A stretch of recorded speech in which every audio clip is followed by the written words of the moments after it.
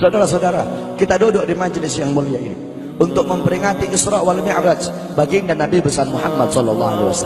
Kita duduk di sini, kita tidak pernah memandang langsung wajahnya Nabi. Kita tidak pernah berjumpa langsung dengan Nabi. Kita tidak pernah duduk bersama-sama dengan Nabi. Untuk apa kita duduk di sini kalau bukan karena iman dan cintanya kita kepada Nabi Muhammad? Padahal kita tidak pernah berjumpa dengan Nabi, bertemu dengan Nabi tidak pernah, duduk bersama Nabi tidak pernah. Tapi kita beriman kepada Nabi Muhammad. Kita cinta kepada Nabi Muhammad. Kita umat yang dirindukan oleh Nabi, umat yang dicintai oleh Nabi. Rasulullah ketika beliau sedang duduk bersama para sahabat, Rasulullah berkata, "Wahai para sahabat, tahukah kalian golongan-golongan yang soleh? Tahukah kalian golongan-golongan yang mulia?"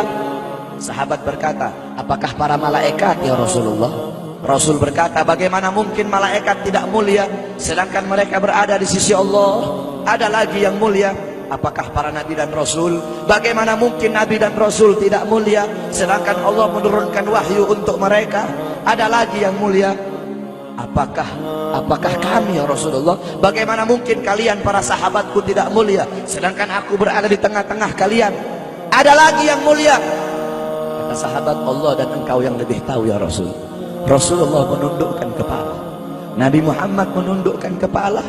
Dari kedua pelupuk mata beliau mengeluarkan air mata, membasahi pipi beliau sampai ke janggutnya beliau.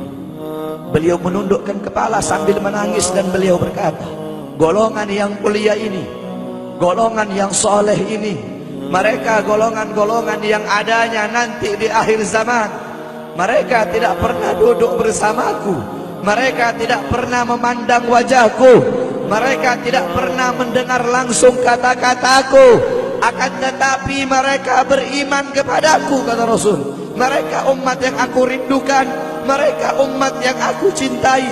Tuba liman yarani wa amana bi, wa tuba summa tuba liman lam yarani wa amana bi." Sungguh beruntung orang-orang yang beriman kepadaku, kemudian orang-orang yang melihatku kemudian beriman kepadaku. Dan sungguh beruntung, dan sungguh beruntung, dan sungguh beruntung. 3 kali keberuntungan, 3 kali kemuliaan bagi orang-orang yang tidak pernah melihatku akan tetapi mereka beriman kepadaku. Siapa? Kita umat Nabi Muhammad SAW. Kita tidak pernah memandang wajah Nabi, tidak pernah berkumpul dengan Nabi, tapi kita beriman kepada Nabi Muhammad. Apalagi kita umat Islam Indonesia. Umat Islam Indonesia, umat yang dicintai oleh Rasulullah As-Sayyid Al-Habib Muhammad bin Ali Al-Maliki. Ketika beliau berziarah ke makam Nabi Muhammad, dalam keadaan sadar beliau berjumpa langsung dengan Nabi Muhammad. Di belakang Nabi Muhammad ada ribuan orang. Habib Muhammad pun bertanya, "Ya Rasulullah, siapa yang ada di belakangmu ini ya Rasulullah? Ribuan orang ini, ribuan golongan ini, siapa ya Rasulullah?" Rasulullah berkata, "Ini mereka yang ada di belakangku. Mereka adalah umat Islam yang aku cintai. Mereka umat Islam yang ada di Indonesia," kata Rasulullah SAW. Kita dicintai oleh Rasul. Kenapa? Coba kita lihat di Indonesia, saudara-saudara. Kalau bulan Maulud, kalau bulan Rabiul Awal, di kampung-kampung, di musola-musola, setiap masjid, setiap langgar, setiap pesantren, setiap RT, setiap RW pasti bikin maulid Nabi Muhammad. Kalau udah bulan Rajab, setiap pesantren, musola, masjid, kampung, RT, RW pasti bikin Isra wal Mi'raj sebagai Nabi besar Muhammad. Negara-negara yang lain, tempat-tempat yang lain tidak seperti kita, saudara-saudara. Makanya kita menjadi umat yang dicintai oleh Rasul, umat yang dimuliakan oleh Nabi Muhammad, umat yang dirindukan oleh Nabi Muhammad SAW.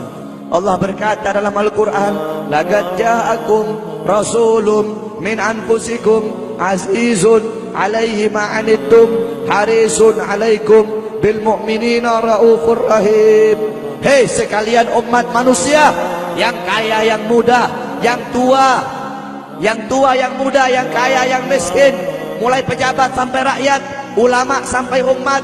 Hei sekalian umat manusia, laqad ja'akum, telah sampai kepada kalian, telah datang kepada kalian rasulun, utusan Allah, min anfusikum, dari golongan kalian manusia, azizun alaihi ma anittum, sungguh berat baginya penderitaan yang kau alami, sungguh berat baginya kesusahan yang kau alami.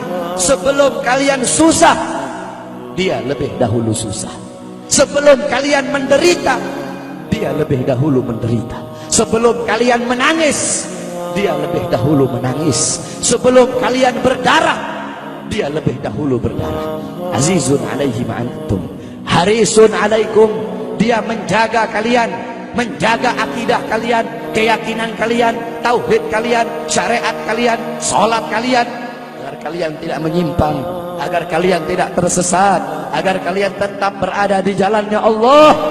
Bil mu'minina raufur rahim, kepada orang-orang yang beriman beliau sangat cinta, beliau sangat sayang, beliau mencintaimu sebelum engkau mencintainya, beliau merindukanmu sebelum engkau merindukannya. Siapa beliau? Siapa dia? Dia adalah seorang manusia yang mengorbankan jiwanya, mengorbankan nyawanya, mengorbankan darah dan hartanya demi kita sebagai umat.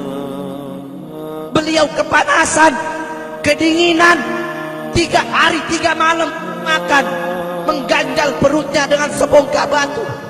Perut suci beliau berbunyi. Kelaparan bukan untuk dirinya, kelaparan bukan untuk anak cucunya, kelaparan demi kita sebagai umat. Beliau seorang manusia yang pipinya pernah tertusuk duri sampai tembus ke sebelah demi kita sebagai umat. Beliau seorang manusia yang pernah wajah beliau dilempari kotoran demi kita sebagai umat. Lupakah kalian dengan air mata beliau yang menetes setiap malam demi kalian? Lupakah kalian darah suci beliau yang menetes ketika berada di kota Taif, dilempari batu demi kalian? Ketika beliau pergi ke kota Taif, dahi beliau dilempar batu, darah ke beliau keluar. Ketika darah itu jatuh, ditampung darah beliau, ditampung darahnya. Sahabat berkata, ya Rasul, kenapa kau tampung darahmu ya Rasul? Rasul berkata, andaikan darahku jatuh di atas tanah Taif, penduduk kota Taif akan ditenggelamkan oleh bumi, sedangkan mereka adalah umatku. Luar biasa kasih sayang Nabi kepada kalian. Tapi kita sebagai umat tidak tahu diri. Kita sebagai umat merusak sunnahnya. Kita sebagai umat melanggar ajarannya. Kita sebagai umat semakin hari semakin jauh darinya, meninggalkan pakaiannya, meninggalkan ajarannya, meninggalkan sunnahnya, meninggalkan kepribadiannya, meninggalkan akhlaknya, meninggalkan Al-Qur'annya. Rasulullah SAW yang dimana gal Sayyidina Ali karamallahu wajhah, inna Rasulullah fi akhir nafsi harragat syafataihi marratain fa'algaitu sam'i fasami'tuhu yaqul ummati ummati faqubida Rasulullah sallallahu alaihi wasallam wa qala law kanat ad-dunya tadumu li wahidin la kana Rasulullah sallallahu alaihi wasallam fiha mukhallada.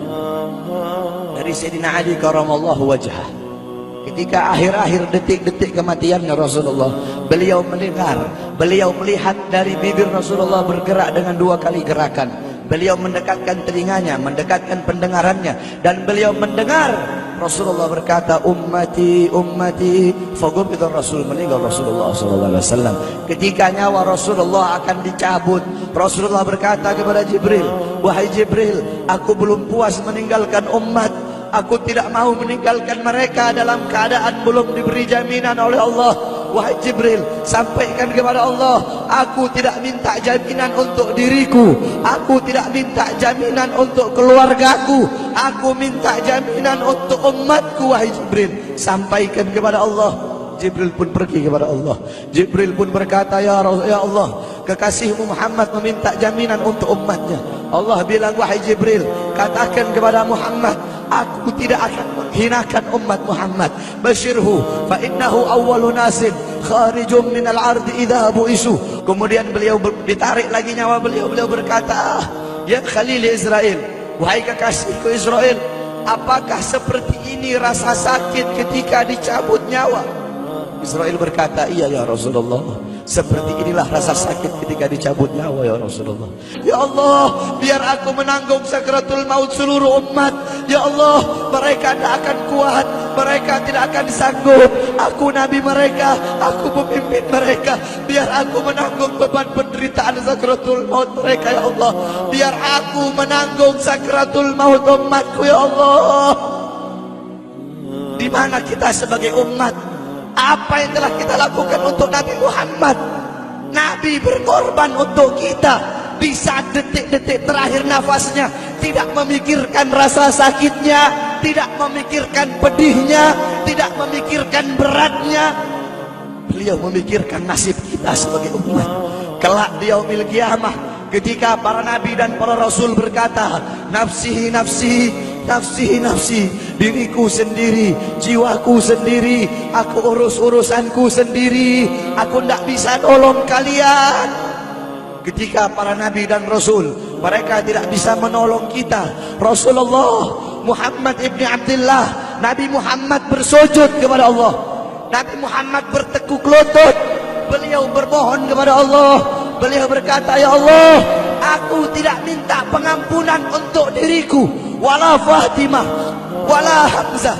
Aku tidak minta pengampunan untuk Fatimah, aku tidak minta pengampunan untuk Hamzah. Aku cuma minta pengampunan untuk umatku ya Allah, untuk umatku ya Allah. Rasulullah tidak meminta pengampunan untuk dirinya, tidak meminta pengampunan untuk anaknya, tidak meminta pengampunan untuk paman bibinya, tidak meminta pengampunan untuk keluarga atau anak cucunya, tetapi beliau meminta pengampunan untuk kalian sebagai umat. Karena begitu cintanya beliau kepada umat, karena begitu sayangnya beliau kepada umat, sampai-sampai beliau berkata, lau yushaku ahadukum li syaukatin fi rijli la ajidu ala ma'a fi qalbi. Andaikan kalian, salah satu dari kalian kakinya tertusuk duri, andaikan salah satu dari kita yang duduk di sini kaki kita ada yang terkena duri, pasti kita merasakan sakit. Apa kata Rasul? Maka aku tidak merasakan apa yang kalian rasakan, kecuali yang aku rasakan, sampai dalam hati aku rasakan rasa sakit kalian. Ya, bagaimana cintanya Rasul kepada kita? Apa yang sudah kita lakukan untuk Nabi? Sudahkah kita mengorbankan kedua mata kita untuk memandang hal-hal yang disukai oleh Nabi? Sudahkah mengorbankan kedua tangan kita memberi makan golongan-golongan yang dicintai oleh Nabi? Mengorbankan lidah kita untuk mendakwahkan, mensuarakan ajaran syiar Nabi? Sudahkah mengorbankan kedua kaki kita melangkah ke tempat-tempat yang diridhoi oleh Nabi? Kita masih belum bisa balas jasa Nabi, dan tidak akan pernah bisa membalas jasa Nabi Muhammad. Jangankan kita duduk di sini berjam-jam, walaupun kita duduk di sini sampai pagi kita duduk, seumur hidup kita duduk di sini, masih belum bisa membalas jasa Nabi Muhammad. Sekalipun kita merangkak, engkau merangkak dari rumahmu menuju makam Nabi, merangkak bukan dengan kaki, merangkak bukan dengan mata, bukan dengan tangan. Walaupun kalian merangkak dengan kedua mata dari rumah kalian menuju makam Nabi, itu masih belum bisa membalas jasa-jasa Nabi Muhammad sallallahu alaihi wasallam. Kita tidak bisa membalas jasa-jasa Nabi Muhammad. Kecintaan kita tidak ada apa-apanya. Apakah kecintaan kita lebih besar daripada kecintaan seorang anak kecil yang ada di zaman Syekh Abdurrahman Ad-Dibai? Di zaman Syekh Abdurrahman Ad-Dibai, pengarang Maulid Diba, ketika beliau ingin berziarah ke makamnya Rasul, ketika beliau ingin ziarah ke makamnya Nabi, ada satu orang anak kecil ingin ikut berziarah. Maka kata rombongan, hai anak kecil, engkau tidak boleh ikut. Ini perjalanan memakan waktu berhari-hari, bisa 4 hari, 5 hari, bahkan sampai 1 minggu. Kau tidak boleh ikut. Pergi anak kecil tersebut. Pergilah rombongan Syekh Abdurrahman Ad-Dibai untuk ziarah ke makamnya Nabi. Tanpa sepengetahuan rombongan, ternyata anak kecil tersebut bergelantungan di bawah kereta kuda Syekh Abdurrahman Ad-Dibai. Anak kecil itu bergelantungan. Dia sampai berhari-hari gak makan, gak minum, gak tidur. Hanya apa? Hanya ingin pergi ziarah ke makam Nabi. Saking cintanya kepada Nabi Muhammad. Dia sembunyi-sembunyi bergelantungan di bawah kereta. Gak makan, gak minum, gak tidur berhari-hari. Sampai ketika sampai di Madinah, itu anak kecil jatuh. Itu anak kecil terjatuh. Rombongan bilang, bukan ini anak kecil yang waktu itu mau ikut? Berarti sudah berhari-hari dia di bawah kereta ini. Dia nggak makan, dia nggak minum, dia nggak tidur. Anak kecil itu berlari. Anak kecil itu berlari sampai dia terjatuh. Saking bahagianya, dia sudah sampai di Madinah. Dia ambil debu-debu Madinah, pasir Madinah, dia ambil, dia usapin ke mukanya. Saking bahagianya, sampai itu anak mati. Anak kecil tersebut mati membawa kecintaannya kepada Nabi Muhammad. Anak kecil itu mati, gak makan berhari-hari, gak tidur, gak minum, hanya ingin ziarah ke makam Nabi Muhammad. Padahal anak kecil itu tidak pernah memandang Nabi, tidak pernah berkumpul dengan Nabi, tapi kecintaannya luar biasa kepada Rasulullah. Akhirnya anak itu dimakamkan oleh Syekh Abdurrahman Ad-Dibai di Madinah. Anak kecil itu dimakamkan di Madinah. Nah, setiap tahun Syekh Abdurrahman Ad-Dibai ziarah ke makamnya Nabi, pasti ziarah ke makam itu anak kecil. Yang anehnya, setiap Syekh Abdurrahman Ad-Dibai ziarah makam anak kecil tersebut, kubur anak kecil tersebut bergeser dengan sendirinya mendekati makam Nabi Muhammad SAW. Sampai sekarang makam anak kecil itu ada di samping Masjid Nabawi. Saking cintanya anak kecil tersebut kepada Rasulullah SAW. Kecintaannya kita nggak ada apa-apanya. Kita tiap hari maksiat, tiap hari berbuat dosa, melakukan hal-hal mungkarat, dhalalat, sayyiat. Takutlah kita kepada Allah. Kembalilah ke ajaran Nabi Muhammad. Jadikan beliau sebagai teladanmu, jadikan beliau sebagai pedomanmu. Hidupkan rumah tanggamu dengan ajaran beliau. Hidupkan kampungmu dengan dengan ajaran dan sunnah beliau. Jadikan rumah tanggamu rumah tangga Sayyidina Muhammad, kampungmu kampung Sayyidina Muhammad, desamu desa Sayyidina Muhammad, kotamu kota Sayyidina Muhammad sallallahu alaihi wasallam.